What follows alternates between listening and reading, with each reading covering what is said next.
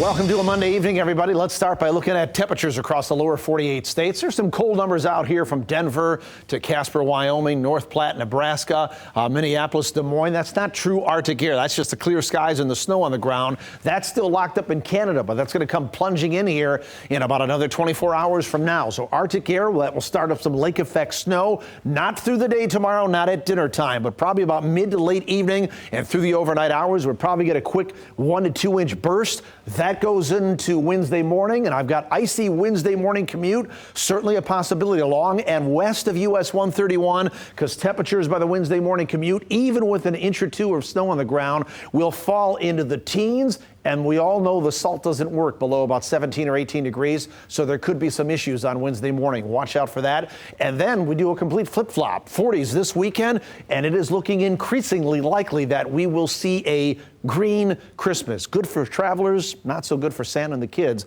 looking for the snow. Nothing on radar out there right now. We'll be dry through the overnight hours and through the day tomorrow as well. We're 17 degrees up there right now for the current temperature in Big Rapids, 27 in Grand Rapids. We have had some clearing skies from Grand Rapids to the north. Some of that clearing should get down to our southern counties very gradually through the overnight hours, and I would expect we'll break up some of that cloud cover and should start tomorrow with a little bit of sunshine. Let's pull out to a wider perspective. You can see we're trying to break up some of that cloud cover here, especially off to the west. There's a more moisture-laden storm down to our south with snow, some ice, and some rain. That's going to stay down to our south as it moves into the northeast United States. So the forecast for tomorrow and our Tuesday should see a little bit of sunshine in the morning hours. We were hoping for some of that this afternoon. It just never materialized. Very hard to get sun this time of the year because of the lake effect and the lake influence of Lake Michigan. But we're hoping for a little bit tomorrow for the first part of the day. Then the clouds thicken right back up. It's dry and it's still where we should be temperature-wise for this time of the year. 32 degrees, so the Arctic air is not in here during the daytime tomorrow. We'll have westerly winds tomorrow at about 10 to 15 miles per hour.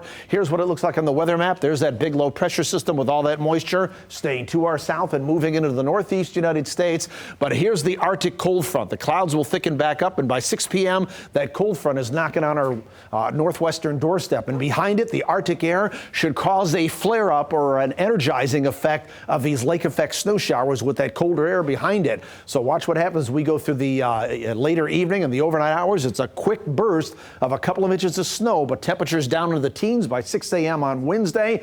This model has it dry. I think there still may be a few lingering snow showers left, but high pressure should shut that off later on Wednesday. We could even get in on some sunshine inland as we get into the later portions of Wednesday. Wednesday down into Thursday, we're back down into the teens, and then as we go through Thursday, should see a little bit of sunshine and warmer temperatures. Take a look at what the temperatures and the wind chills look like tomorrow at 6 p.m.